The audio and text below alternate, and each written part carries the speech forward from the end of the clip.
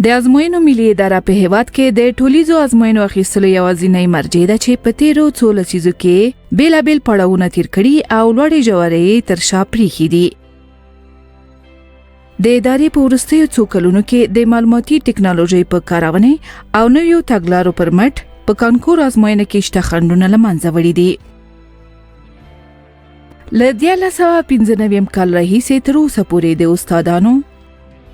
کارکونکو، ازموینو ملي ادارې پخوانیو او اوسنیو مسؤلینو او همدارنګه د لوړو زده کړو وزارت رهبری پلاوي د نستړي کېدونکو هڅو او د افغانستان اسلامي جمهوریت جمهور رئیس محمد اشرف غنی د قوي ملاتړ په ترڅ کې د کانکور ازموینو بهیر د سمون لپاره اغیزمن پروګرامونه طرحه او پلي شول چې لامل یې د ازموینو په پروسه کې د پاموړ بدلونونه رامنځته او په پایله کې د ازموینو ملي ادارې ونډه په ټولنه او حکومتي جوړښت کې څرګنده شوه.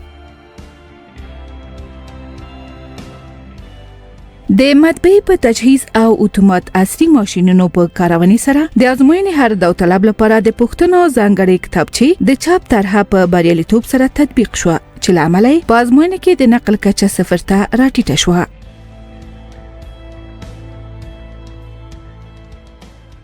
بل مهم ګام چې د ازموینو د لا شفافیت لپاره پورته شو د بایومټریک معلوماتو د سب سیستم تطبیق و چې پر بنسټ په ازموینه کې د وزي اشخاصو د ګډون مخه په یو مخیز ډول ونیول شو او د ازموینو ملي پروسه په ټولنه کې له ځانګړي باور څخه برخمنه شوه.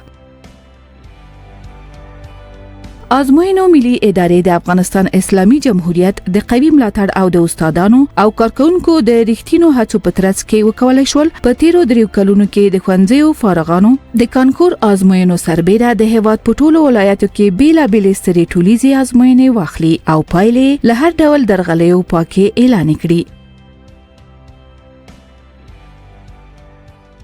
په دغه ازموینو کې د اداري اصلاحاتو او ملکی خدماتونو 5 او 6 بستونو ازموینه، د پوهنې وزارت ښوونکو د ګمارنې ازموینه، ملي تدارکاتو ازموینه، برېښنايي پیژندپاڼو کارکونکو ازموینه او نورې ډله‌ییزې ازموینې شامل دي چې پایلې له ځنډ پرته په شفاف ډول اعلان شوې او له امله د ادارې د خلکو او حکومت لا ډیر باور لاسته راوړ. د همدغه لاسته راوړنو په پایله کې یا د ادارې د حکومت پام ځان ته راوګرځو او د افغانستان اسلامي جمهوریت جمهور رئیس د 1990 کال زمري میاشتې 22 نیټې 9 غنې حکم پر بنسټ یا د اداره د لوړو زده کړو وزارت له تشکیل څخه بیله او د ازموینو ملي ادارې په نامه په خپلواک ډول خپلې چارې پیل کړې. د ازموینو ملي ادارې مسؤلین او کارکونکو دلته په ډیرو محدودو امکاناتو سره په ټول هیواد کې د نورستان له پرون او کونړونو څخه نیولې تر ترینکوټ او د بدخشان له خواهان او درواز څخه تر هرات، له شبرغان څخه تر لشکرګاه، له کلات او ګردې څخه تر بلخ او په همدې ډول په 14 ولایتونو کې 18 حوزو ته د رڼو ازموینو تر سره کولو په مخه سفرونه کوي.